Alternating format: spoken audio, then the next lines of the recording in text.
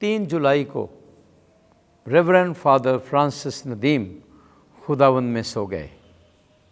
इस अजीम काहिन की वफ़ात पर मैं जनाब फजीलत माब bishop Sebastian Shah, Lahore diocese के तमाम फादर साहिबान और ख़ास तौर पर कैपुचिन बरादरी के साथ अफसोस का इजहार करता हूँ।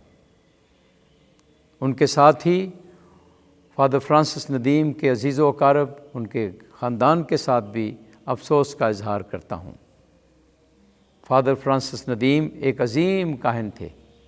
काहिन की हैसियत से उनकी खिदमत को हमेशा याद रखा जाएगा। फादर फ्रांसिस नदीम की और बहुत बड़ी खिदमत हैं, ख़ास तौर पर इंटरफेथ हार्मनी में, और सब कौमें उनकी इन खिदमत को बहुत सराहती हैं। खुदावंद यीशु मसीह ने कहा, क़यामत और ज़िंदगी मैं हूँ, जो मुझ पर ईमान लाता है अगरचे वो मर गया हो तो भी ज़िंदा रहेगा।